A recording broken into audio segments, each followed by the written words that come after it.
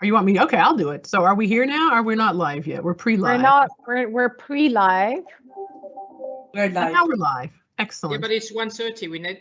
Yeah. It's live. Okay, great. All right. Hi, everyone. We're starting our town hall this afternoon. We'll give it a few moments because I know that it can take a while for people to get on. One of the things I've noticed about hybrid meetings or these virtual meetings is everybody gets quite, insistent that people show up on time, but we also know that it can take quite a while for some of the tech to sort out if people have issues and such. I would like to thank people who've come and those who will come. Thank you for coming on this lovely autumn afternoon. It's a Friday afternoon, which I know is something of a hard sell for a town hall. We'll do our best to keep the information engaging. One of the things that we're concerned about is whether or not we're providing the right information that people are interested in. What is it that you need to see? What do you think is helpful? So throughout the town hall, we have some surveys. We'll do that through Slido. Basically, you'll just hold your phone up to the, you'll show your phone the QR code. It'll get you into Slido and you can answer. But we'll have several surveys, and at the very end of the presentation, there'll be a survey for you to indicate whether or not you found this town hall was helpful, right level of information, etc. We will keep those surveys open for a while, so if you didn't have time to finish it, or if in fact somebody, for those who may be watching this on the recording, you can do that as well. We will be recording this presentation, especially because many colleagues aren't able to attend, and there will also be a transcript which can be helpful. We have several guests today. We're very fortunate to be joined by colleagues from Human Resources. Thomas Neufing from CLM, the Center of Learning and Multilingualism, will be giving us a presentation on the staff engagement and the actions taken after the last survey. We also have Elena Natoy from Human Resources who will be present and can add some, give us some insights on certain HR issues, and is of course available to answer questions. Daniela Wirtz from the Division of Administration, who is UNOG's COVID focal point, will be available later in the presentation to answer any questions. And we also have Krista Lex with us, who is assisting the DG and UNOG's focal points for women to update UNOG's gender strategy. So it's very nice that she's able to join us, and I thought it might be useful for her to get a sense of some of the mood and the concerns and the questions that people have. So here's the agenda. I've just finished my opening remarks. We'll go through the management retreat that we had September 2nd and 3rd. You may have noticed that your managers weren't there for a couple days. Some of the items we discussed there. We'll go into cross-cutting issues, and these are issues that impact all of the UN. We'll talk a bit about how we do them at DCM as well as what's going on in UNOG. And then Thomas Neufing will give us his presentation. After that, there'll be a chance for Q&A. As always, if you would like to ask questions, there's the opportunity to do so in the chat. Those are moderated, and we will answer the questions at the end of the presentation. But you don't have to save your questions till then. If you think of something, I know I always find I have something in mind, I like to just get it in there. So please feel free to put that in the chat, and then we'll address it at the end of the meeting. Okay, next slide, please. So at the management retreat, we wanted to have a retreat for a couple reasons. We organized this. We started in June, and you remember June, which is a distant past. But at that point, we were all very optimistic that COVID was disappearing and everything was going to be sorted out. Of course, it hasn't quite turned out that way. But what we realized from the retreat we had in June is how valuable and how important it is for people to spend time together. It helps renew our bonds. It helps strengthen the team. And it was an opportunity for us to step out of our day-to-day, our quotidien, and really think about some of the big themes. So this is what we identified as the core themes, the key things we needed to talk about. So one of the big things, and we'll go into this a bit more, is return to office. This is on everybody's mind. Conferencing today and tomorrow. Some of you worked on the first phase of that under Corinne, and that was an excellent, excellent project. There were an initiative with some great projects that came out of that. We're reviving that. We also are going to talk about HR issues, succession planning, promotions, and performance management. And there's been a lot of change, of course, recently in the performance management in particular, and succession planning is particularly relevant these days. We wanted to begin preparations for the 2023 budget. I know that seems far away, but it's starting in the beginning of next year, which is 3 months away. We'll need to be submitting our requests for the budget in 2023. And then we also spoke a bit about communication and staff engagement and how important these are to enable the success of our work. Next slide, please. So on the return to office, the thing to realize is this is really a function of the local situation. So New York is having their own return to office plan with their own specificities, very much driven by New York requirements. Here in Geneva, we follow the local rules, and the DG heads a group involving all of the other agencies here where they look collectively how to handle that. So the return to office is these things we mentioned here. This is very much Geneva specific. I understand Nairobi is going to be working on that soon, the beginning of October, and that'll reflect their situation. So there's four main things that we need to do. You have to wear a mask throughout the building. I'm sure at this point we all keep one in our pocket, in our purse, etc.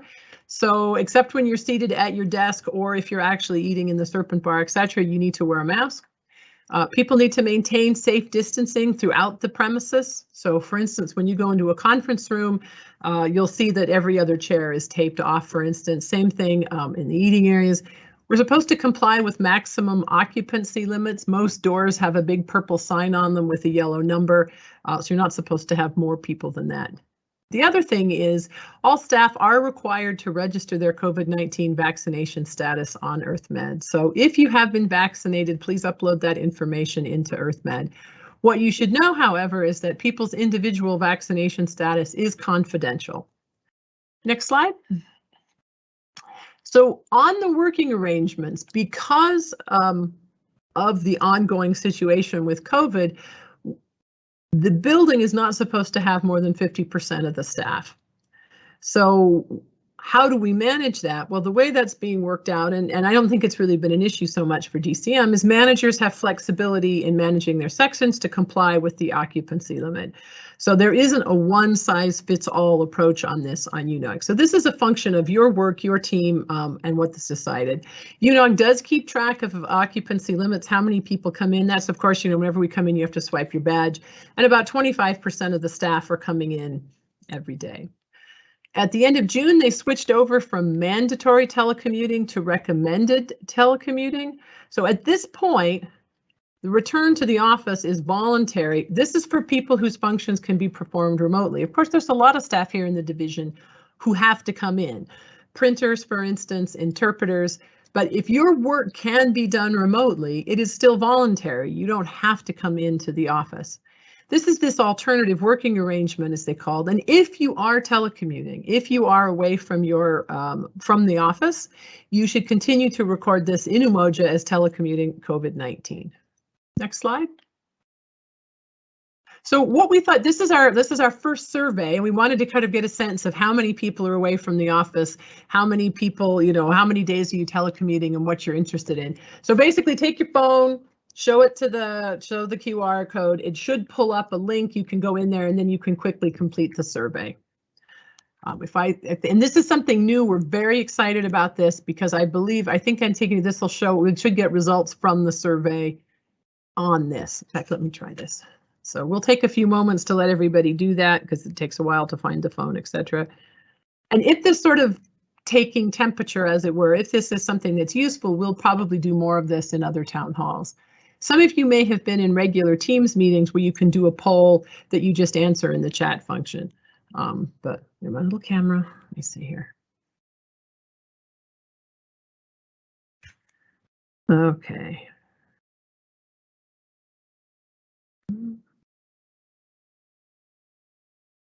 I know it's only 5 days, so people who come in 6 or 7 days, you don't have an answer.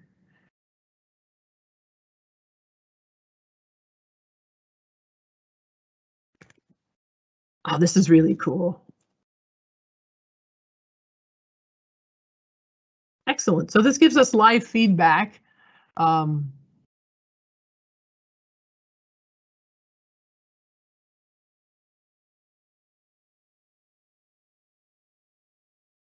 Oh, that's interesting.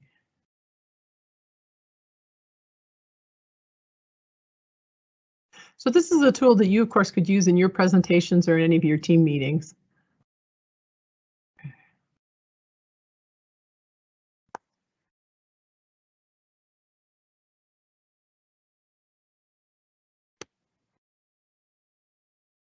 And when after the presentation is over, we'll post the final results of these surveys into the chat so you can go back and see. We're not going to wait for too long to see how much more. But this is quite an interesting result. So a quarter of the respondents would in fact be interested in working from a non-Geneva location on a permanent basis. This is interesting information. I'm actually a no, but then I'm also a 5 days in the office kind of person. So that's interesting. Okay, great. Thank you very much to those of you who have participated. If you didn't have a chance, you can always go back later and click on it. But it's helpful to get information like this. Those of you who are here taking your time with us today, you can provide an answer. Sometimes when we send emails to people, there's a million things to do and you don't get around to it. One thing we also wanted to talk about is in this context for people who've been working away from the duty station. And some of the people who work directly for me have done this. And I have to say my experience as a manager with it has been extremely positive. Colleagues have gone to different locations for different reasons. And as you see, there's two different reasons why you could go working away from the duty station. One of them, and we really have to appreciate the DG's foresight on this, is she said, hey, okay, the DG doesn't say hey, excuse me. The DG said, all right, for people who are going on leave, why not give people an opportunity as well to be at that remote location for 2 weeks as well. So you don't have to justify this. It's just, I'm going on leave. I'd like to take an extra 2 weeks and be on 100% telecommuting away from the duty station. The other option is for people who have some sort of compelling circumstance, and this is complicated. And if you think you may have a compelling circumstance, and if so, I'm sorry about that because it's generally an unfortunate situation. People have some sort of difficulties. Please discuss it with your manager. All of this does need to be documented. It's kept track, and I think it's worth mentioning is that our colleagues in DGACM in New York keep track of this very closely. It's also important to mention that member states also have concerns about this because there is a sense, especially in a duty station like Geneva, where there's a high post allowance, questions can be raised. Well, if somebody is working somewhere else, and most places are lower cost than Geneva, not everywhere. Nobody's working from Tokyo as far as I know. If this is the case, why are we paying people Geneva salaries? Now, the people I know who did this maintained a residence here in Geneva. So, but this is a reason why we're keeping track. It needs to be for compelling reasons, and there are restrictions on this. If you have specific questions on that, put it in the chat. We can check with Elena, who is here. But if you're going to be telecommuting more than away from the duty station, I think it's more than 9 months, it becomes an issue as to whether or not you continue to be entitled to the Geneva post allowance. Now, I am at this point approving these requests through the end of the year because it's very clear that the COVID situation around the world will continue to be problematic through the end of the year. I'm not a doctor, I don't know, but I think that's a pretty fair guess. Situations where people may want to be gone for longer periods getting into next year is a lot more complicated. So at this point, this is certainly not automatic. But if you're if you are in a situation where you think you need to telecommute away from the duty station into next year, please discuss it immediately with your manager so we can take a look and see collectively what's the best way to handle that situation. Okay, next slide, please. So one of the things we talked about at the retreat is when we come back to the office, and it's not sure what that's going to be exactly. If they don't change the rules, if the current telecommuting rules stay the same, people will have to be in the office 2 days a week. The question then is, how do we manage that? And what I have found is that when people are in a hybrid situation, you have some people in the room and some people remote, it's very difficult to manage that for both sides fairly. So the people, when you have a mostly remote meeting, people are in the chat, they can look at references and things, and that's one thing, and it's difficult. The people in the meeting in person may not have access to that, and if they're working on their computer anyway, what's the point? And if you have most people in person, it's very difficult to make sure that the people participating remotely are properly incorporated into the discussion. So my thought is that if we are going to be physically present in the office, this should be done very deliberately. Because it doesn't make sense, or it seems to me sort of odd, that people come into their office, maybe they have to do deep work, they come into the office, they sit in their office, they close their door, they work hard, and then they leave, because you could do that at home. But what we're recommending, what I have asked, is that managers think about the work of their teams, think about their team specificity, and identify specific times when everyone in the team should be in the office. So I think this is important. So it doesn't have to be 1 day a week, 2 days a week. It doesn't have to be every day. Maybe it's 1 day a month. But I think it's important that if people are going to be present, they should then do things that are best done in person. So for instance, team meetings, team buildings, interactions. So I just wanted to just share that with people. Your manager may be coming to you to discuss this and let you know, all right, I'm expecting everyone to be in on Mondays or whatever. But this is really about making sure that we can reinvigorate the bonds that we have as team members. Next slide, please. All right, I'm going to turn this over to Jonathan Morgan. Jonathan is joining us as the project manager for conferencing today and tomorrow. Jonathan is on assignment from the Division of Administration. Previously, he used to work for the British Foreign and Commercial Office. He also then joined the UN, was in New York, so he's been mobile and been here. So he's coming to join us. It's going to be through the end of next year because we expect conferencing today and tomorrow to be a big project. Jonathan, if you could take over, please. Thank you very much, Kira, and thank you for the introduction. And hello to everybody. So conferencing today and tomorrow, phase 2. Many of you will, of course, be familiar with this when it was run originally in 2018, 2019, as Kira mentioned at the beginning. Now, the intention of relaunching it is essentially to undertake a lessons learned information gathering exercise, talk to our key clients, stakeholders, member states, and try and get an understanding of how they have felt our business continuity measures have gone in terms of ensuring our conferences are operational, and what kind of things that they would like to keep from that going forward in a hopefully post-COVID world.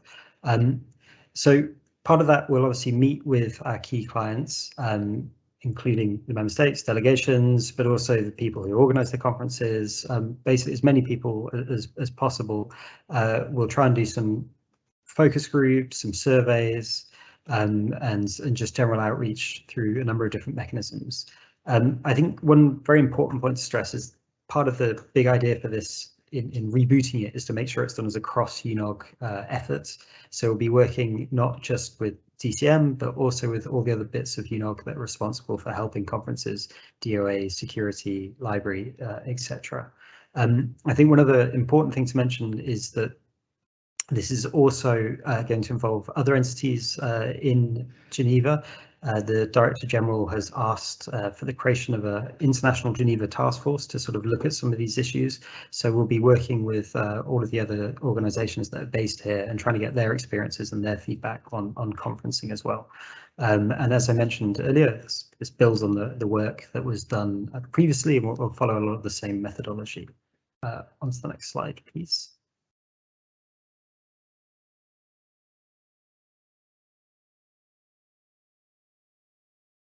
I didn't.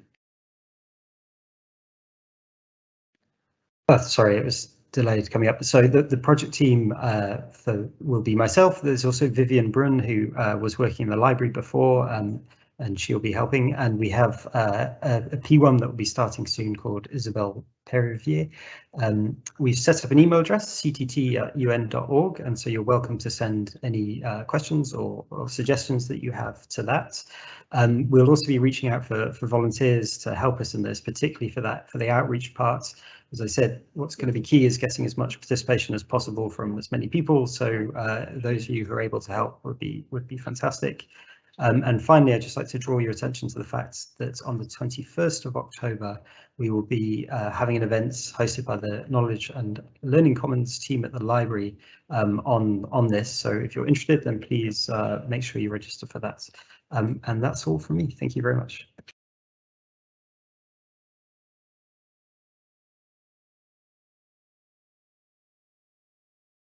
Okay, oh, there we go. Next slide. All right, so we're going to switch over to some information about the budget and HR. I know that I like to talk about budget. I think this reflects my past work in finance and as the executive officer here. So as usual, there are a lot of numbers. We had a slide with even more numbers, but we thought that was maybe a bit too intense. So the first point, we received 100% of our allotment for the 2021 budget. So what does that mean to us concretely? What it means concretely is that the liquidity crisis, which you remember was spoken of over and over and over again in 2020, is not an issue in this year. So we have the funds to do what we are budgeted to do, and that's $126.4 million. So that's a lot of money. Now, the majority of that goes to, 80% of that goes to posts. And what is that post? So basically, we have a lot of staff. You see, there's 577 posts. There's, I think, 517 staff members, I think. All those people need to get paid. They all have salaries, etc. So that's covered by the post portion of our budget. We have $23.7 million in TAM and contractual. TAM, as a reminder, is temporary assistance for meetings. So this is, most of the rest of the UN uses something called GTA, but this is our money to fill in gaps because we're not funded, we're not staffed to 100% of our workload. So we have to staff up for peaks, and that's what the temporary assistance money is used for. And contractual includes contractual translation services and other contractual service items as well. There's some small items about furnishings and expenditure, which we won't really go into. But we do have quite a good budget, and this temporary assistance and contractual money, that's where we get a fair amount of flexibility there. Budgetary vacancy rate is important. You may have heard about this periodically. When the member states when the budget is there, you have the budget, you have the staffing table, all of the positions, and the member states make a decision as to, we will assume that this percentage of posts remains vacant. And then they use that to determine how much money they actually have to pay the UN to provide the budget. So at this point, the presumption is in the budget that 9% of P-level posts will be vacant, 7.4% of GS level posts. So what this means is we do not have the money to fill every one of our 577 posts. So there will always be some level of vacancy. In a way, when the member states adjust this budgetary vacancy rate, it's a way of effectively giving us a budget cut, because if they increase that and say, we expect you to have 10% vacant posts, then that means, if those posts are already filled, we're going to be really squeezed. But this is a guideline for us that as we see people moving on, people retiring, people separating, we have to think, all right, we can't fill every post, so we spend time thinking about which posts, in fact, to fill. So this 577 number here, this is the staffing table post. Back in the day when I was executive officer, if I recall, the peak was all the way up to 625. So what this tells you is we have had cuts over time. Of this, the majority of those posts are P posts, 338, with GS being 239. I think this is an interesting statistic. The average age of staff in the division is 50, so I'm 7 years over that. But this tells you that this is not a particularly young division, which means we have a lot of people with excellent experience and expertise. We are a majority female division, 55% with 45% male, and this is going to become more important as we discuss. We have 69 vacant posts. We've advertised a number of jobs in 2021. You may recall that there was a hiring freeze in 2020. That was lifted this year, and so a lot of delayed recruitment has been moved forward. We've selected 34 people and some of those have been internal promotions, some of those as people who've come to join us from outside. However, we still have a delay because during this whole period, people have been retiring, leaving, etc. So we have a bit to do to catch up. We have a number of posts that are still ongoing for selections. I think it's 13. We may advertise a couple more posts.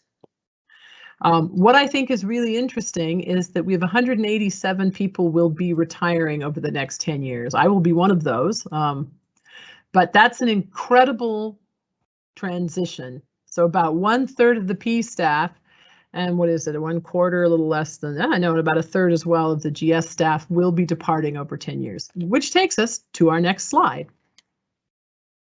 So this gives you a sense just to see where the retirements are. Language service, it's 100 posts. That's a lot of people. Office of Director is small, that one there, that's me. There's a number of people who are leaving from PSS, even CPCS, which is also a small post, we'll see a number of departures. And the interpretation service also will see a lot of retirements. Next slide, please. So we're not the only part of DGACM that has this happening. So overall, DGACM is seeing, just as we are, a large number of retirements coming in the next 10 years. So they've started a process, workforce planning exercise, and I won't go into the 5-step methodology here, but this explains, how we do it. It starts with the very high level strategic priorities, but I think what's very important is there's two aspects to this. So the bright fuchsia box, the pink box there, these are the Secretary's general strategic priorities. These are priorities that he sets for the entire organization. So DCM, DGACM, DOA, et cetera, et cetera, et cetera. The whole organization has to respond to these. One of them is gender representation. This is the requirement that we organizations come to a 50-50 or within it, effectively a half and half. Geographical representation. This is not a mandatory requirement for languages posts, but nonetheless, we are strongly encouraged, and DGACM and DCM itself has a commitment to increasing our regional diversity. Multilingualism, they want to bring in people with more languages. Disability inclusion, and then the data strategy, which we'll talk a little bit more. So this is just getting started. We in the senior management here will be working on that, and we'll be working very closely with DGACM in New York. Next slide. So one thing I wanted to take some time to talk about, this came out in the retreat, and some of the people at the retreat shared that some of their staff had questions or were concerned about promotion opportunities. One of the things to realize is that there are no promotion opportunities until people leave. So in principle, there could be creation of new posts. This is small, this is very rare and isn't going to happen a lot. So you can't really count on a new post being created in the budget so we can expand teams. There will be small targeted areas in that. We may want to look at strengthening some of the IT teams that support our G tools. We're looking at strengthening data analysis. That would be in EAMS. But in general, people should not assume that additional new posts will be created. There have been some changes. Those of you in the languages service, of course, had the diamond shape, which shifted a little bit the posts. But promotion opportunities are tied to demographics. So first of all, in general, we have a pyramid structure. Now, LS, as I mentioned, has the diamond shape, but there aren't that many opportunities as you start to go up. If everybody above you is younger than you, the odds of you being able to get promoted by staying in your section or area, of course, are very, very slim.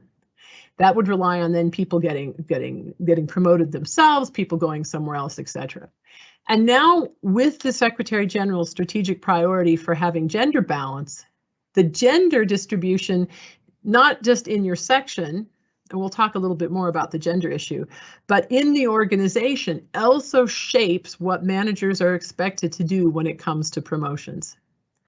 So I think it's important to bear that in mind. And if you have questions about some of these issues, definitely talk to your manager if you want to understand the demographics of your section. But there are indeed parts of the division where, due to the demographics, maybe a whole bunch of people were hired at a similar age, where there may not be opportunities in the future. And I know that's really frustrating, but I think it's important to be realistic. And of course, there are other opportunities elsewhere at other duty stations. So I'd like to mention that, career development, of course, is not only about promotion, it's about learning new things, taking on new responsibilities. I think I mentioned the last town hall, there's lots of opportunities to help the organization further its goals, and we'll get into that a little bit more. If you're interested in something, if you have ideas, of course, share that with your manager, see what might be able to be done. Mobility is one way to gain new skills. It's a great way to gain new perspectives. But it's not the only, it's a great thing. It gives you new ideas, new perspectives. And when we look at a selection of candidates, when we look at candidates apply for a job, in general, there is a preference for somebody who has been mobile. So if you have two absolutely excellent candidates and one is mobile, well, then in that case, that person may have a leg up. It's not a guarantee, and there's many other factors in a selection, but in general, we of course encourage mobility. As I mentioned, the gender policy impacts selections. and we'll go into a little bit more about why this is. Nicole also will be sharing some input on that. So I just wanted to share that about promotions. Again, I know it can be frustrating, but if you find yourself frustrated or there's always other opportunities or other things to do, you know, please share with somebody and we'll see what we can do. I also wanted to talk a bit about the performance management system. The performance management system has been completely transformed. So there's a new version. I want to thank everybody on this because DGACM reports every month to show how many people are in compliance with all of these requirements. So Geneva is actually doing quite well in compliance with the new performance management system and uploading work plans. So let me thank everybody for that. And it was been a hard slog because the system initially wasn't working that well. We're going to see how this evolves. Soon they'll be adding in a 360 manager feedback, so your manager will be giving you an opportunity to rate them on a variety of questions. One thing I wanted to share, I think this is important, the vast majority of people will get rated as meets expectations. We have high expectations of people, and if people meet that, that's great. Exceeds expectations is something that needs to be well justified with specific examples. So I've provided this guidance to the management team here that exceeds expectations should be unusual. It should be something that it's very clear and extremely well documented why somebody has clearly exceeded expectations. I think it's important to share that with people because I know that there's been different approaches in the past. Some people have, some managers have felt that people exceeded expectations in general. So if your rating changes, it's not necessarily, you know, I mean, it's a function of your performance, etc. But I just wanted to be clear that there is at this point more of a more standardized approach, shall we say. In general, staff are expected to meet expectations. Just like if you don't meet expectations or you below expectations, that needs to be extremely well documented. Then exceeding expectations, I think, should have a similar level of documentation and justification. Next slide, please. So just some thoughts on the 2023 budget. So I mentioned succession planning, and you could see with so many people turning over that this is important. What this does mean, though, is that as we have vacancies, we have more opportunities. So these are opportunities for us to reshape some of what we do and how we do it. So we will be reviewing job classifications across units. We may be reprofiling job functions to reflect some of the new challenges we've seen with COVID and otherwise. We're also looking at professionalizing some of the GS functions. So as GS staff retire, those positions may actually be transformed into professional level positions, often at entry level, so we can help bring our average age down and make sure we have a good demographic shift so we don't have too many people retiring at once.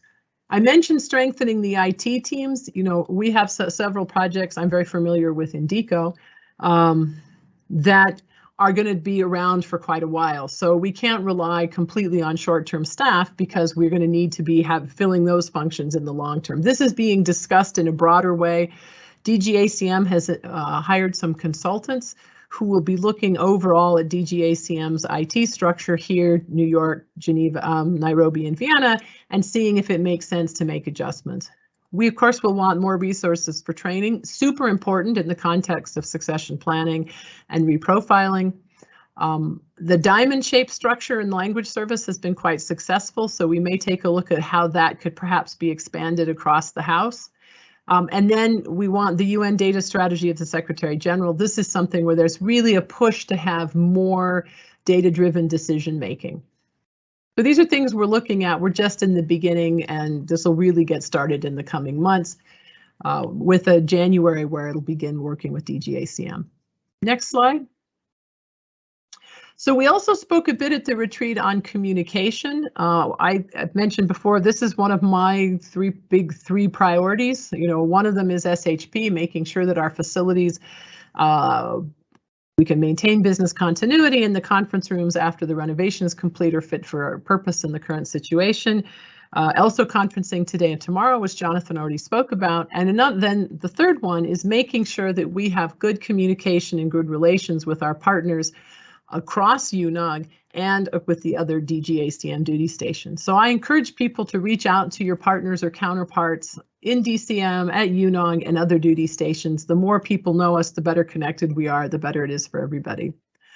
One thing too, and I'm trying to bear this in mind, frequent but brief communication. Sometimes you get an email and you're busy and you get a big, huge email and it's just like, oof, I can't deal with that. You put it to the side and then it just disappears. So we encourage people more regular communication, but shorter. One thing that can be quite complicated is using the right channel. Should you have a meeting? Should you have a phone call, email, Teams, etc.? We did talk about the proliferation of channels. There's WhatsApp, there's Signal. My son's at university. People use Discord. So there are lots of different channels, but in principle, I think from a work standpoint, I try to think, let's keep it to what people are using and minimize that. Also stick to plain language. There's an excellent weekly email that CLM sends out about how you can make your, it's all in English, unfortunately, it's not multilingual yet, but how you can make your communications clearer. Super helpful. Too much ensuring the ability to utilize, etc., sort of obscures your message. Lead with the headline. This is straightforward, but if you're sending somebody an email, it should be really clear what you want, and then all the background should come later. This is something I really like, the phrase email is not your job. One of our colleagues at the retreat mentioned this. And of course, you know, we're here to do work. It's not just that we're here to send each other messages. To support some of that and give you some guidance, there is a DCM email etiquette that's been put together. So here's the link. We'll be circulating the presentation. You could take a look at that later if you wish. And then really communication should be about building trust. And in general, we try to avoid being defensive about things. I know this is a bit preachy, but I think if we find the better that we communicate with each other, the more effectively we work as a team. Next slide, please. So we have a quick survey on communication. This is on our communication tools. So I'll take a moment to do that. I'm going to do this myself, and then we can see how it goes.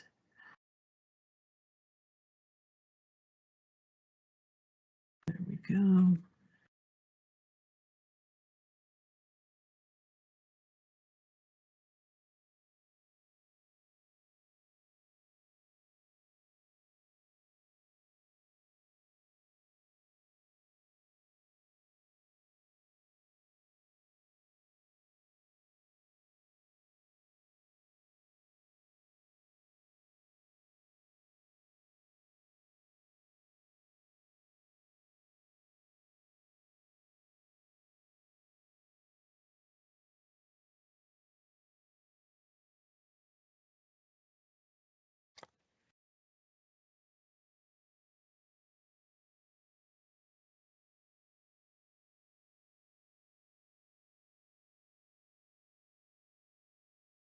Now, I hope this Slido thing is working for people. I see that we have, so I see the numbers are coming in. It's cool. You can see up in the upper slide there whether, so right now we have 8 answers that have come in. Again, as mentioned, you can always take this afterwards. We're going to leave it open for a few days. Since it's Friday, we'll certainly leave it open more than 1 or 2 days.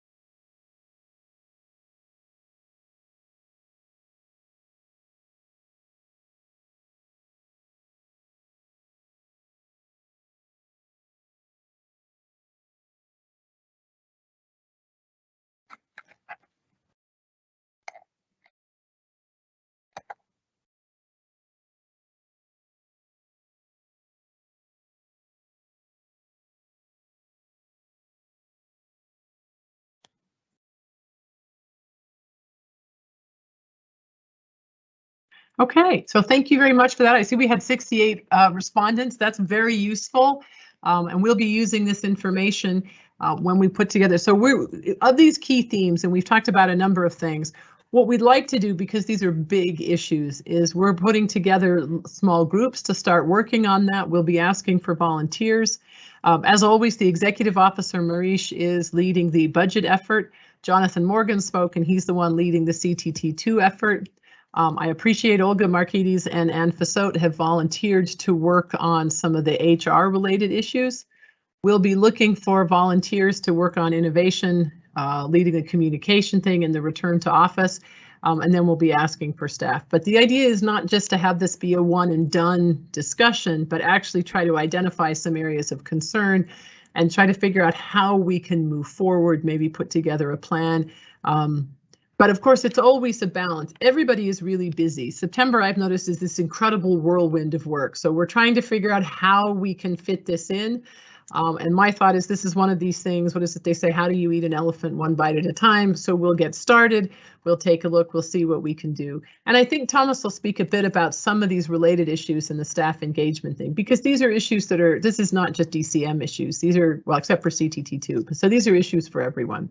So we'll be reaching out to you asking for volunteers. Let's switch to cross-cutting themes. So next slide, please. So multilingualism, I'm very pleased. This is our new multilingualism logo. I hope people like it. We don't have a survey, but there is going to be an action team. I am the UNOG focal point for multilingualism. I do have to apologize that I'm not doing this in French, more of it in French. I speak some French. I'm learning French. I speak French, German, Russian, as well as I'm an Anglophone. And you know that Corinne also really championed and did an awful lot of work in support of multilingualism. So they put together an action team. This is for UNOG. It kind of builds on the work, something that they did with the UNOG Disability Inclusion Team. We'll be launching this soon. It includes representatives from UNOG's divisions and services. And the idea is to increase staff awareness, etc., build skills, etc. There's an iSeek page and there's a toolkit to help people do things concretely. Next slide, please. We also, so as part of multilingualism, there are a number of language days that are observed. And let me thank those of you who have worked on that. We just yesterday celebrated International Sign Language Day. That was very exciting. There was a huge effort. I'm most familiar with that one, but a huge effort on the part of our colleagues from that, and I really thank them. But interestingly enough, you know, you do these things and you wonder if anything comes out of it. I had somebody I saw on the Serpent Bar told me how much he appreciated the video that we had done explaining ISL, International Sign Language Day. So we tried to get ahead of this a couple months in advance. There's a little bit of funding to support whether you bring in somebody, sometimes an artist, get a consultant, show a film. So if you're interested in volunteering for any of these, you can let Muge know. She coordinates this. Normally it's colleagues from language service and interpretation service who work on this, but this is not limited to them. If anybody who's interested, certainly you can move forward. We'll be celebrating International Translation Day on the 30th, and I know that Michelle has organized an excellent program of activities. Next slide. We also have accessibility. This is another cross-cutting issue. I am the UNOG focal point for disability inclusion. We also have Anna Banchieri, who is the YEMLAP co-chair of the YEMLAP Task Force on Accessibility, and Reen Koppel also helps acting as the secretary for the UNOG Disability Inclusion Team. So there's a lot of material online if you're interested. I'd like to also thank the work of Margarita Serrano and other colleagues on preparing disability inclusive language guidelines. We will be submitting that for the Secretary General's Award because that's an incredible effort, and we've gotten such positive feedback from member states, the Human Rights Task Force on Accessibility, etc. So really, these kinds of things make a big difference. We have more day celebrations, so if you're interested in working on any of this, the Disability Inclusion Team does a lot of work with that, but if you're interested in supporting any of that, please let us know. I was at a picnic on Sunday, and the person next to me had a son who had Down syndrome, and I actually knew quite a bit about it from the work we had done. Well, quite a bit. I knew more than I had known before.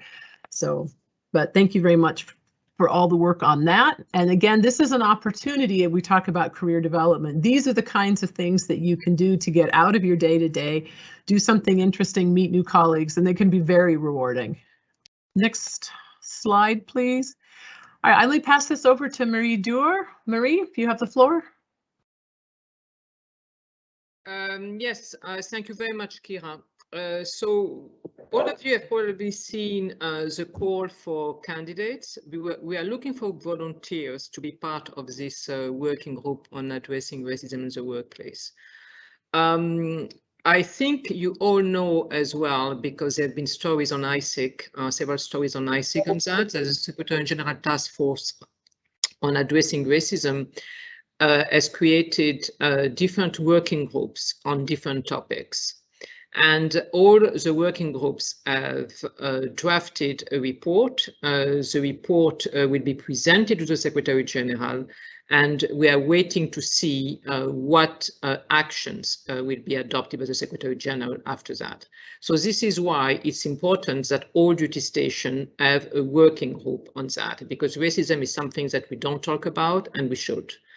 So we are all encouraged to submit your candidature. So we don't know yet how we are going to work, but I would like really to ask you to volunteer, because I think that they are a great figurehead, and I think that there are a lot of things that we need to discuss, and there are problems that we need to solve. And I would like to take this opportunity just to thank the DG, because the DG insisting on having a working group on that, and to thank the SG for launching the conversation on the topic, because I know it's not an easy topic to discuss, but it's a topic that we need to discuss. So thank you very much. That's it on my side, Kira. Thank you, Marie. Next slide, please. I think it's really interesting to see this. As I mentioned, geographical distribution is not a requirement for language posts. However, we are trying to give much more importance to this. So I think what you can see here is how lopsided the geographical distribution is in DCM. So 57.3% of us are from the WEOG group. That includes me, of course, because the US is part of WEOG. But you can see that we have very, very few colleagues from Latin America and the Caribbean area, and the same thing, few colleagues from the African group. So we really support the SG's vision and the DG's vision. And so as we do selections, we are going to take a look, if possible, to increase geographic distribution. So I think that was important. Next slide, please. Okay, so we have another quick poll. This is a one-question poll, and we just were curious whether or not anybody had seen. There had been an announcement in the broadcast, in the new broadcast, and then I had sent an email from from the office of the director. We were just curious if people had heard of it in advance. So actually, there we go. So we'll just take a moment. This gives us a sense of who. If people are actually seeing our communications.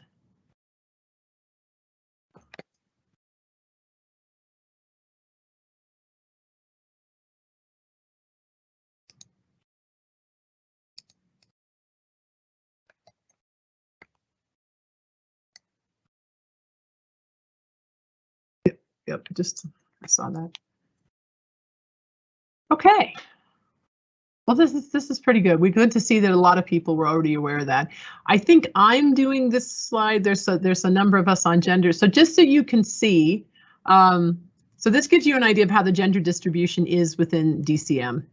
So as you can see, in almost every area except for, let's see, I'm just looking at it. Okay, so at the P5, we have majority men, but it's a very small, and at the P3, it's a very small. So I think actually we do a pretty good job on gender distribution. Now the P2 is 100% women, but there's only 4 posts, so that's not that statistically significant.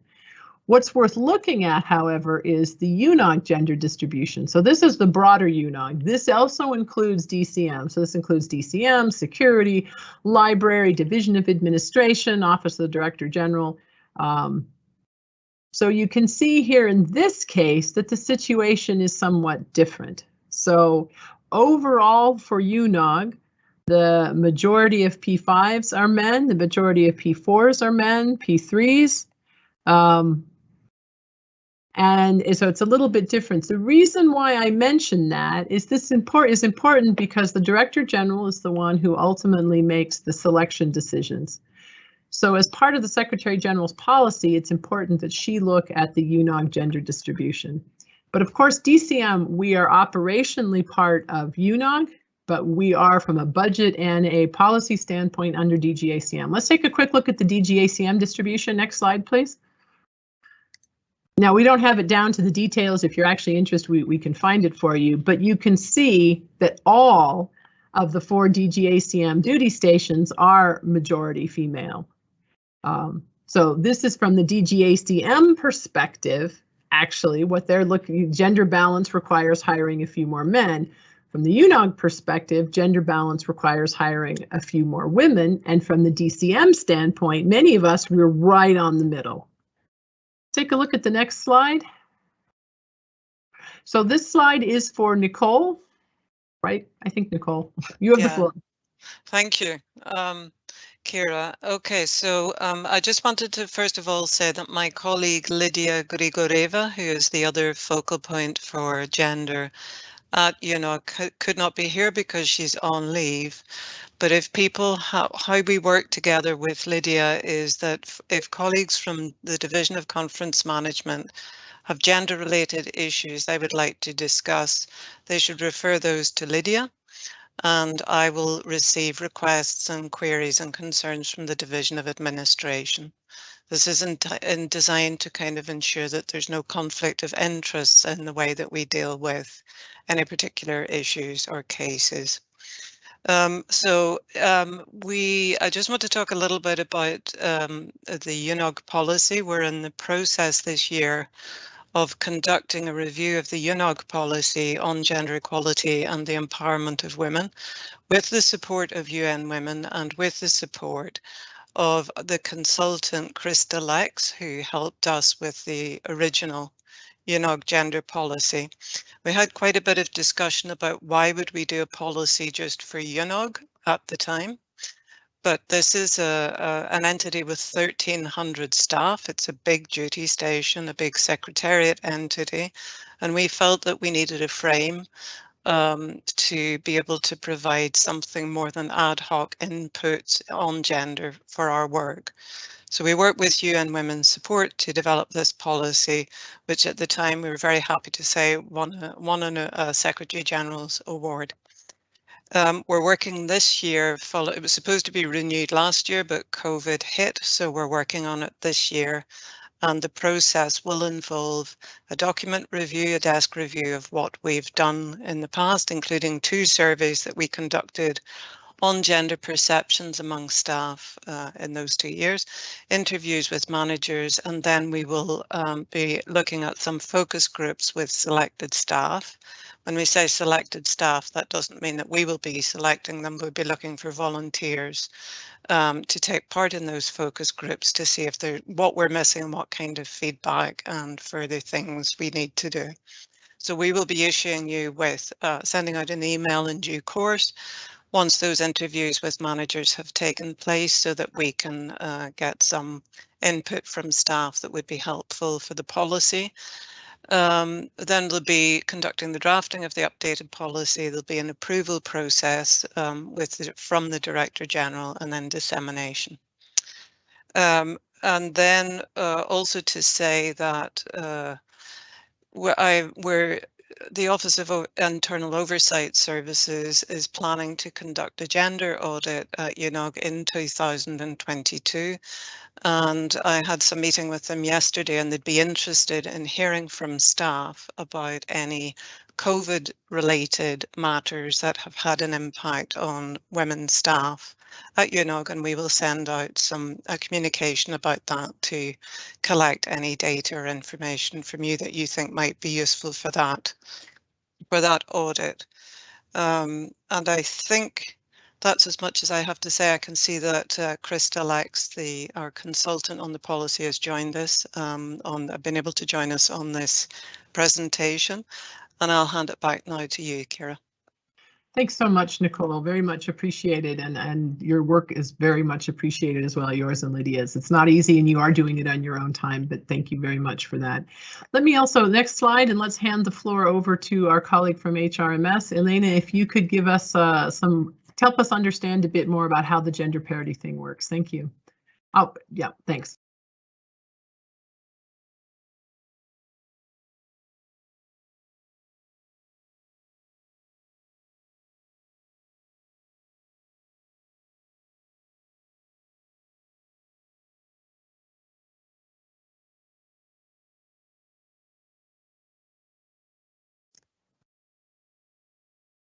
So Elena, I see that you're still on the call. I'm just wondering if you could, I don't know if you could take the floor at this point. No, you can't unmute. Okay.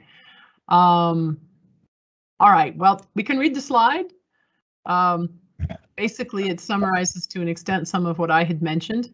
We'll see if we can unmute Elena. Okay. See what you. We'll see if we can.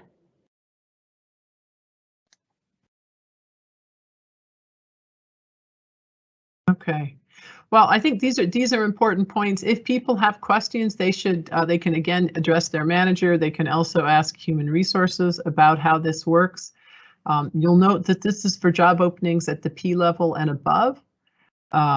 This is at each level. So we do have it's across all levels. You need to have gender parity, but for P and above levels, there's specific requirements. These are listed here. We're asked as well to do potential to outreach to potential candidates, etc. And it says the selection, the JO shall be filled by female candidates, provided requirements are met and qualifications substantially equal or superior to those of competing male candidates. And it is correct that if there is a female candidate on the recommended list and it's decided to, or it's recommended to select a male candidate, that has to be analyzed and it is sent to New York to the Executive Office of the Secretary General. So this I know can be somewhat frustrating for male colleagues. Those who have questions, again, please feel free to pass them on. But as I mentioned earlier on, to an extent, a lot of this is tied with demographics. Now, I see that time is running short. What we'll do is we'll hand over to Thomas Neufing to talk about staff engagement, and I'll take some time to answer some questions in the chat, and colleagues have been answering as we go along. So Thomas, thank you very much for joining us, and Antigone, next slide, please. Thank you, Kira, and hello to all the dear colleagues at DCM. It's always a pleasure to spend time with you, and I would like to just give you a brief overview of the staff engagement surveys. You know, we have had two. Maybe you can actually skip 2 slides already. Forward, please, and another one. Yes, so the first one, as you remember, was held in November 2017. It was actually the first ever biennial staff engagement survey that the Secretariat did. You know, many other organizations have been doing them for quite some time. So we came in a bit late into this, but that was the first one in 2017. We had 530 colleagues participated. It was about 35% of staff from UNOC that responded. There were focus groups that were organized afterwards to develop an action plan, also individual interviews with managers, and but also focus groups with different categories of staff from across the house. And a range of initiatives were initiated and conducted to also work on those issues that were identified through that first staff engagement survey. And many of you may know that new work, you know, the staff engagement initiative that has been around for now 3 to 4 years, was actually born in that period, you know, when the first staff engagement survey came out. The second one was done in 19, end of 19. We had an increase of responses from UNOC, so 46% of staff responded, 217 more than in 2019. Next slide, please. The positive changes in the 2019 survey, and you know that was the first time that we could actually compare with the first one, that there were positive changes, visible positive changes in the 6 dimensions of agility, alignment, collaboration and teamwork, continuous improvement, innovation, and performance management. However, there were also issues that were considered problematic, critical by staff. First and foremost, the information received from senior leadership on what's going on in the organization, the top-down information flow, so to speak. Second point, opportunities for career growth and skill development. That rate is actually really bad. You all know about the constraints that we face in the organization in terms of career development, promotions, Kira mentioned before. We can have a discussion later on about that. Fourth category was feeling valued as a staff member. And you also know that these staff engagement surveys, they always happen in a certain context and are also impacted by events that happen around the time the survey is taken. And one reason for this may have also been the 2 pay scales that were then developed in Geneva, the cash flow crisis that was mentioned, the recruitment freeze, and other issues. And lastly, the ability to safely challenge the status quo innovation. Although in innovation, we also made some progress, but there was on that particular aspect of safely challenging the status quo, still some room for improvement. Next slide, please. Again, what I mentioned before, there are always events that may influence outcomes of staff engagement surveys. As we will soon embark on the third one, we have, of course, the COVID-19 pandemic. We have the alternate working arrangements. Liquidity crisis and recruitment freeze, as Kira said, is now much better, so it's dealt with, and it may no longer impact on the next survey that much. The UNDT decision on the continuation of the 2 different pay scales in Geneva is still around. You know that the ICSC is now working on a new salary survey, which is also quite controversial, so that may also impact. SHP, of course, moved to the age building. That may also impact the next survey. The expansion of the new work project, which is now also has moved to New York, to Bangkok, and to other places. Also, we launched the Geneva Innovation Program, so there's actually constant training being offered on how to embed and integrate innovation in UN organizations. So that's a Geneva-wide initiative. So there may also be positive developments that may impact the next survey. However, this is already an invitation to all of you to really participate in the next survey, which will be launched at the end of this year. And this in no way is supposed to influence, the comments that you will make, but again, we have seen that the numbers go up, and the more comments we receive from you, I think also management, but the organization as a whole can work on those issues that needs fixing. Next slide, please. So progress so far, and we can move on. Just to show you also what has been happening in those areas where issues were identified, where improvement should be done. First, information from senior leadership, what has happened. There were 79 broadcasts on the COVID-19 related matters, so there was a lot of communication, as you have also seen, coming also from the DG, but also from management in general on COVID-19. We have also Daniela here, who is the coordinator. COVID-19 information on iSeek, a dedicated email address, regular briefings of managers on COVID-19. You may also have noticed there's a recent change on the broadcast. We also felt that there's an offer of communication of also mandatory readings for you. The broadcast channel is clogged very often. So now there's a new system that the must-read policy changes and other categories will be clustered on Mondays.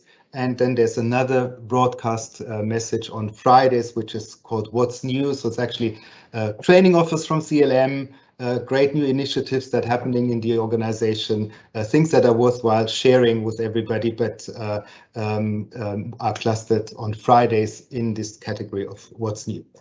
Second, improved internal communication channels, UNOG-wide town hall meetings and staff briefings on COVID-19, SHP, and of course, like today, you practice it as well, division level town halls and information sessions on a range of topics. Next slide, please. Opportunities for career growth. I mentioned, this is a big construction site, is a big constraint. Of course, we try on the CLM side, to still offer you opportunities in that field, although it's difficult. We launched the Career Tips Thursday, so it's a 1-hour monthly session on career development. We have had 4 sessions so far, 500 participants. Organizations and missions operating in the Geneva time zone have access to it.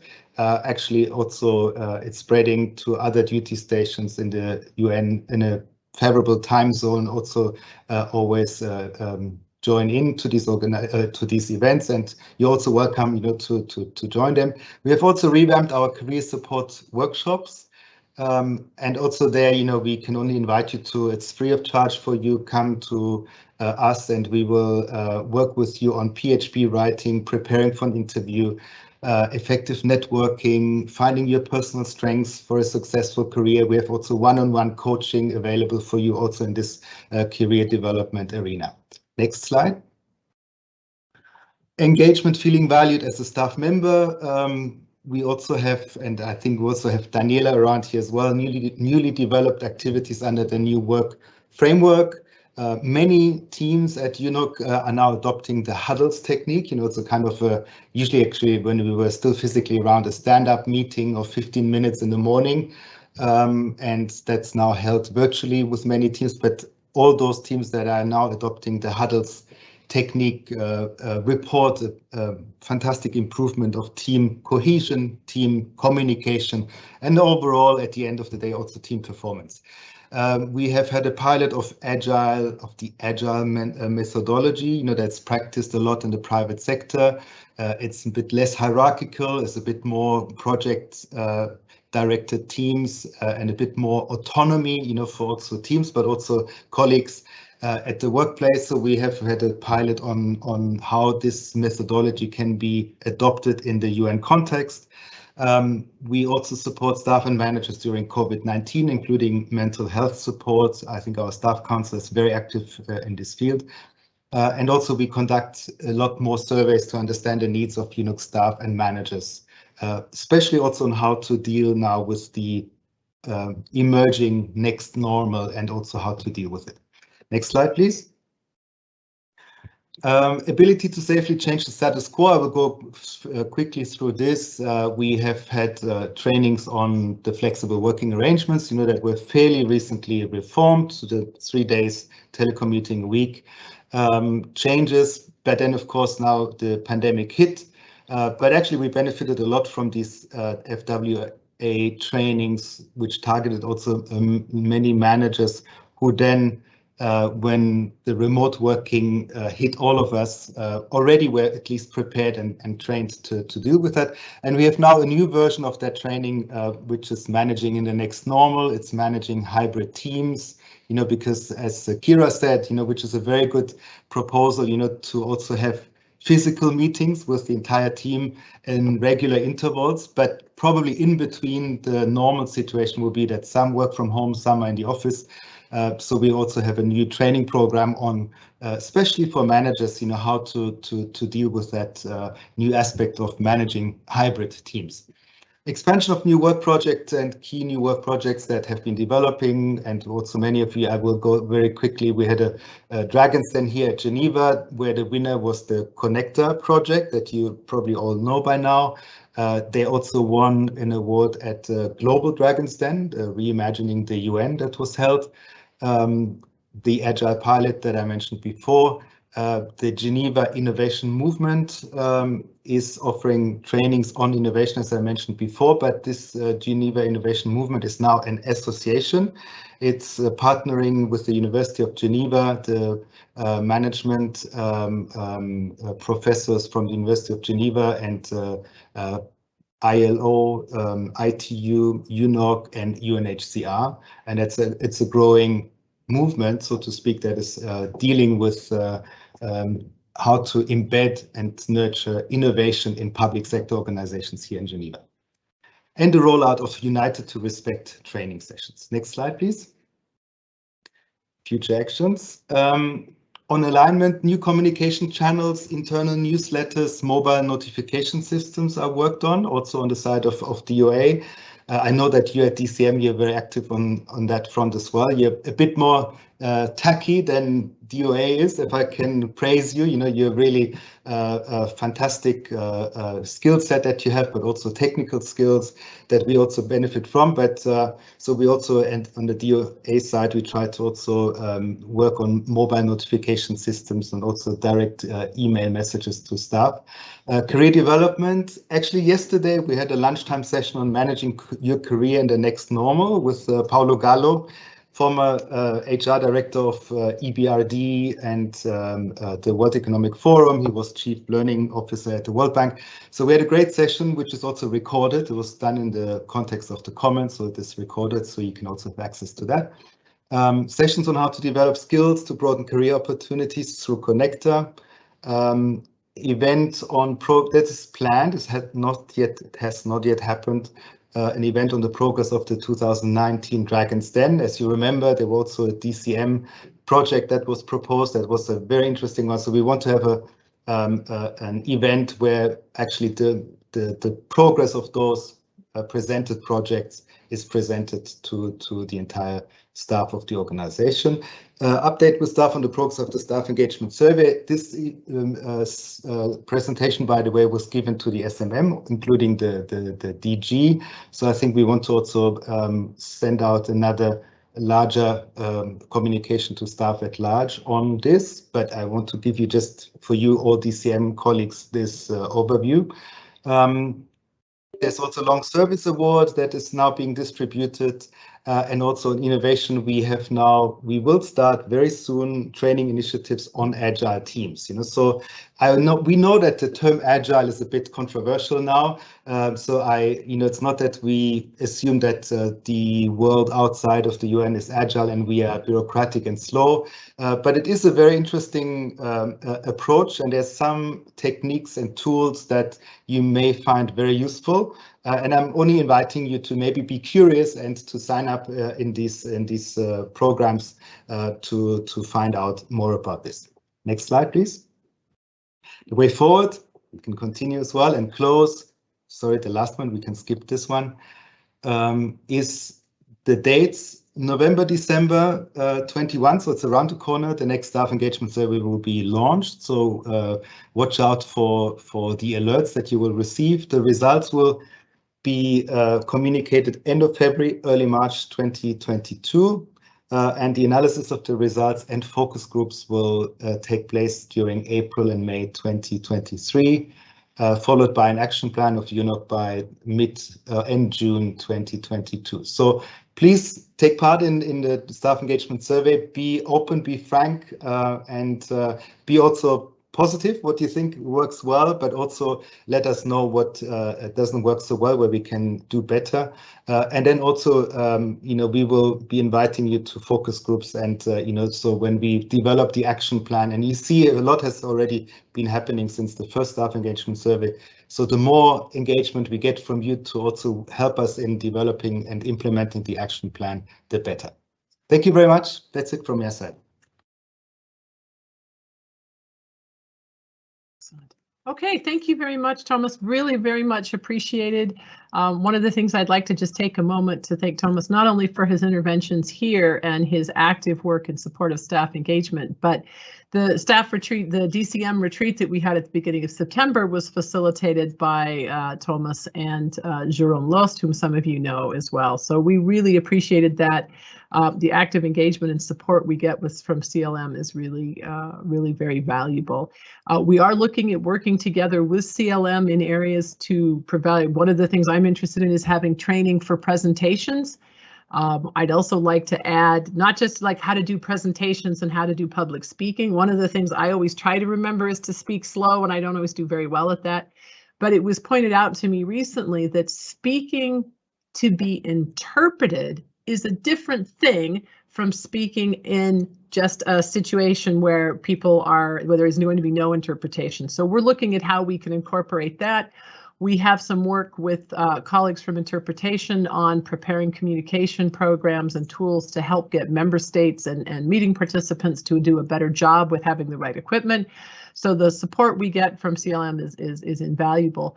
We also are doing a partnership with colleagues on library for some areas, something similar as well. So we really try to reach out and work collectively. I think now it's time for Q&A. I tried to put some comments into the chat, the Q&A, and I know that some of my other colleagues have as well. Let me just quickly go through here. Sorry, let me get over to the right thing. I got to click on something else as well. Okay, so I think Daniela has some questions were being raised about vaccination. Maybe Daniela, if you're online, could you maybe actually just speak to a couple of the questions? I know you've put in answers, but it might be useful to just tell people a little bit more about vaccinations and where that's going. So Daniela, you have the floor. Thank you. Thank you, Kira. Good afternoon, everyone. Happy Friday. In terms of vaccinations, it's definitely an important topic right now. And as we've done from the start, we continue to encourage everyone to really get vaccinated, as it significantly mitigates risk. So we're always continuing to tell staff members to please get vaccinated.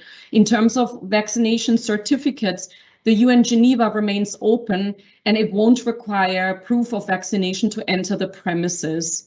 According to the new Swiss rules, however, in the future, some of the activities may require COVID certificate on the premises. For example, if there's an event, a cultural event with more than 30 people. So we will give you more updates on this soon. Thank you. Excellent. Thank you very much, Daniela. Okay, let me take a look. There were a number of questions on telecommuting and flexible work arrangements. Elena, I saw that you put some answers in, but if you wouldn't mind, if you could take the floor and address that as well. Sure. Thank you very much, and apologies for not being able to connect earlier. To answer some of the questions, flexible working arrangements are different than the alternate working arrangements. I think we've heard this for the last year and a half. It is possible to telework outside a duty station in the context of the flexible working arrangements, and this is something that is between staff members and their supervisors. At UNOG, we have an online tool to capture those requests.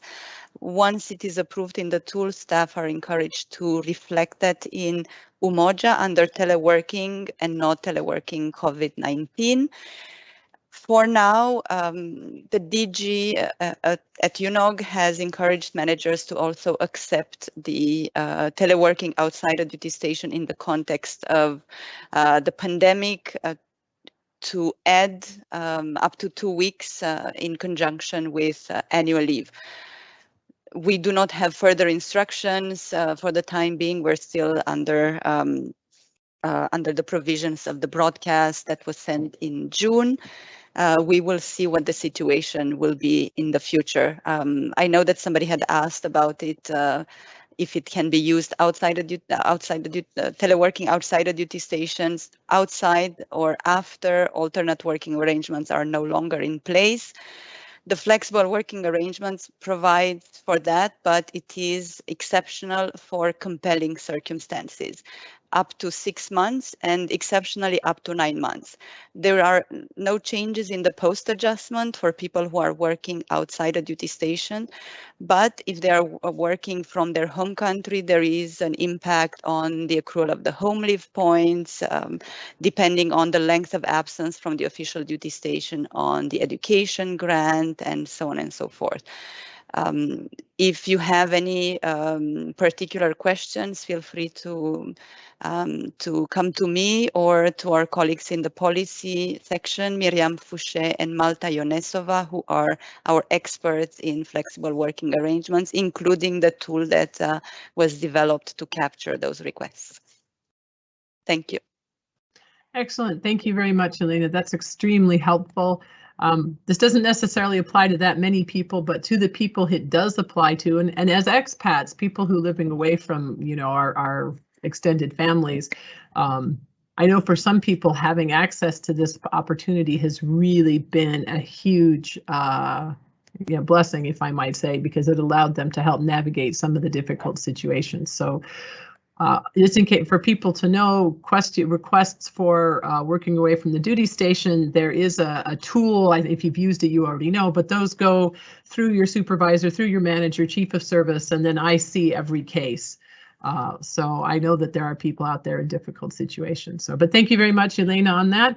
Let me just take a look at a little more, some of the more questions. I really appreciate the point. Somebody made a point in the chat that people come to the office because it provides a quiet space, tranquility they cannot get at home. That's an excellent point. I love coming to my office, but along these lines, my idea is not that we, people can come in, they cannot come in depending on their preferences. But what I would like is that everybody on the team be together at one point, whether it's one day a month, one day a week, whatever. So the rest of the time, if it's better for you to work from the office, please go ahead, come in. If it's better for you to work from home, within the limits, of course, of whatever the arrangements. Right now, we have the freedom to work 100% from your home. When that's changed, we may go back to only you have to be in the office 2 days a week. That's fine. But the reason why I'm mentioning that is that that needs to be done in a coordinated way. It won't just be where people say, okay, I'm going to be off on Tuesday and Wednesday. I'm going to be off here. But instead, we'll get some structure and we told, all right, on this day, I need people to come in. That will help people organize their life. So that was what was intended with that. I see that Elena has provided a lot of input on the gender issues. Maybe, Elena, would you mind speaking a little bit more about some of the gender issues? This is a very sensitive issue, as you can imagine. Thank you. For gender for promotions. Thank you, Kira. Yes, so the temporary measures, just to clarify, apply for women candidates at this time. I know that there's imbalance on the other side also. You may know that there's a margin between 47 and 53%, and it is calculated overall per entity, but also at each level. The measures apply at each level where the gender parity is not achieved in favor of female candidates. If at that level, women are less represented, but there is a stronger male candidate, there needs to be a submission to the Office of the Secretary General with a written justification on why the male candidate is preferred for the selection. I saw also some questions about women candidates being less qualified. I would say, and the STI is clear on that, obviously the experience, the qualification, the requirements of the positions have to be met by all applicants, including female candidates. The choice to prefer a woman candidate is to compensate for the historical imbalance. So yes, it is not fair. You may have a male candidate with more experience, with more managerial experience, with more field experience, but because traditionally women had less opportunities to gain that sort of experience, the focus is on potential of those female candidates to work at a higher level, even if they may have less experience in those areas, and also on the career development to allow them those opportunities to develop managerial skills, field experience, and so on and so forth.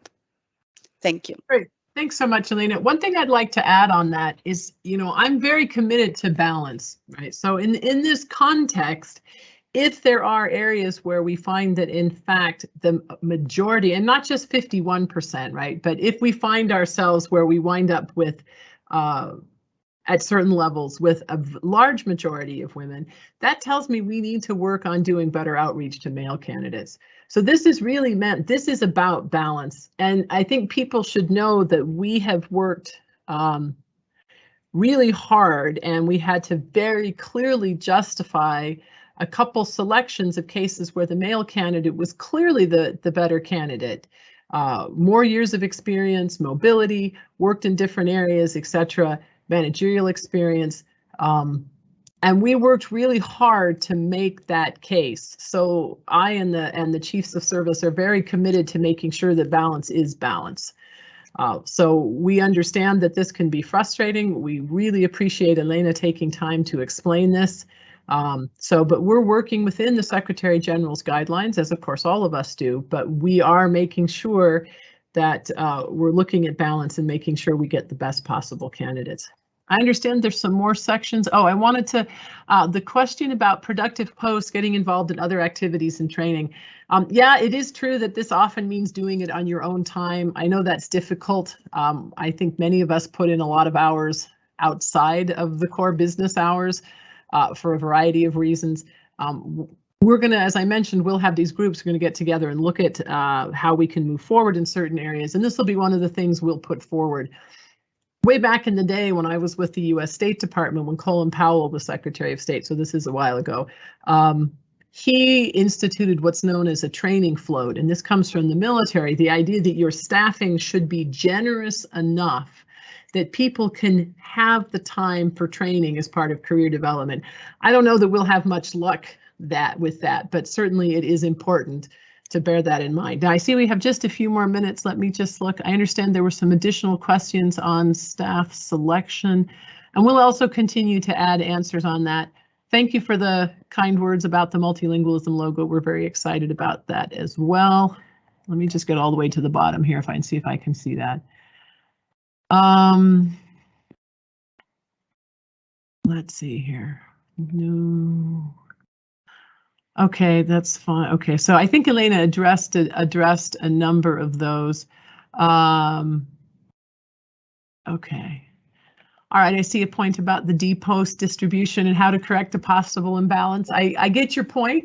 I was certainly recently I was on a call with our Assistant Secretary General Cherith Norman and the head of the conference service in Nairobi and in Vienna and me, and it was all ladies. So, you know, there have been times, of course, in the past when it was all men.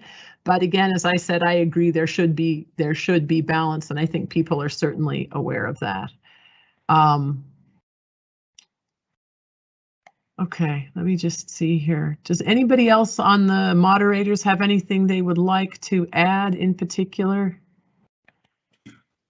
Maybe if I can, there was one Please, question about maybe the lack of information of CLM offerings, you know, so I can only apologize, but we try as much as we can. We have our website, the broadcast also, although we even get complaints from also the ones that run the broadcast that we bombard them with our offerings, you know, so you know, it's a constant challenge, you know, to communicate appropriately about our offerings, you know, so but I would like to announce to you that we will soon launch a subscription so that you can just send us an email and then you will be send a personalized email whenever an event comes up, you know, so hopefully that will make sure that the information about our offerings that you're interested in also get to you on time. Just to comment on that question. Thanks so much, Thomas. I see there's a number of questions, and let me thank everybody who takes the time to put stuff in the chat. I think that's really important. And one of the advantages of a virtual town hall is it's possible to make anonymous comments. And I know for some people that's really freeing, because back in the day when you have everybody sitting in a big room, somebody has to have the courage to stand up and say things, and that's not easy. So I appreciate people coming to this and expressing themselves clearly. This is very useful. I see a question that I wanted to address a little bit. It says, why do some mainly female candidates are selected from the roster while other female candidates are not? So this is an excellent question. One of the shorthand phrases that we sometimes use is that promotions are not a queue, right? It's not just a question of, okay, it's my turn, I'm sitting here, I'm waiting. Somebody behind me who's junior to me has been promoted and I haven't. This isn't fair, right? So promotions, we're looking at a variety of things. Sometimes it's a function of what skill sets are already in the team. So for instance, if you need to have a variety of languages, we're hiring somebody on a temporary basis to support the conferencing today and tomorrow. This person is a French national, native French speaker, fluent English, fluent Russian, because we didn't really have a native Francophone in that team. That's super valuable for us. So that mix preference somebody like that. If, however, there's another team where everybody is native Francophone and you don't have any native Anglophones, then a native Anglophone might be preferenced over a native Francophone. So it's really a function of what are the requirements, what do they need in the team.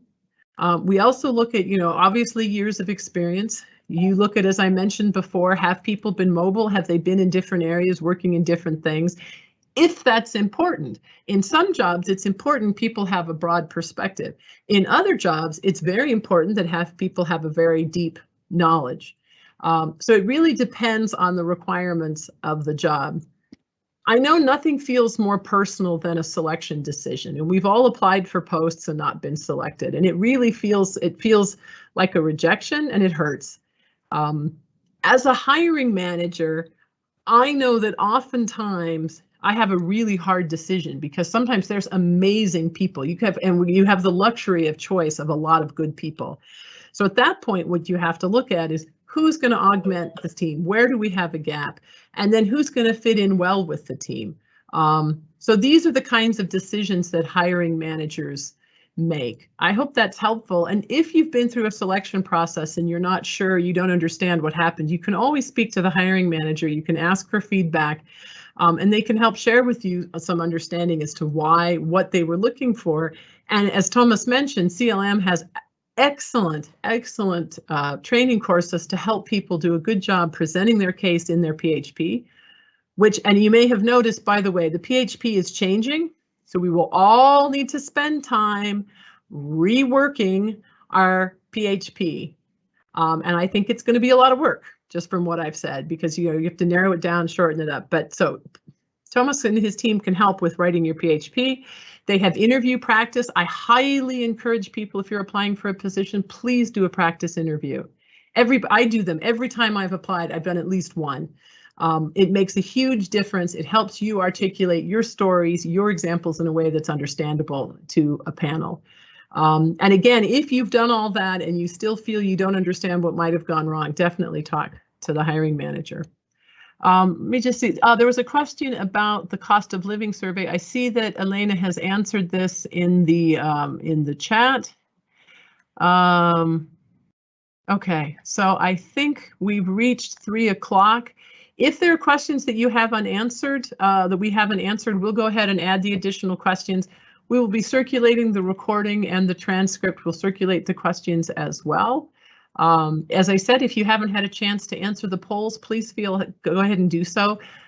There will be a poll. Where's the slide for the poll, Antigone, for people to? Okay, now this is where we really appreciate if you found this town hall useful. This is your chance to indicate good, bad, ugly, too much, not enough information, because we want these to be useful.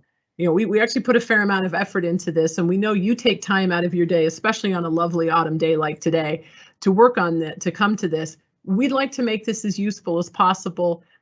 Take the survey, it's completely anonymous. Again, if you have things you want to do, drop it in the chat if you have ideas. But really, thank you so much, everybody. I wish you a lovely weekend, and thank you very much for your help.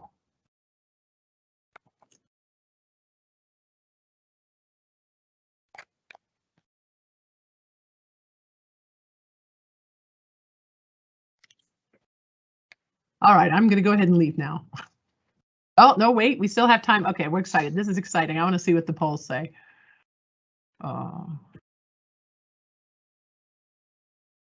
Actually, I haven't taken this either.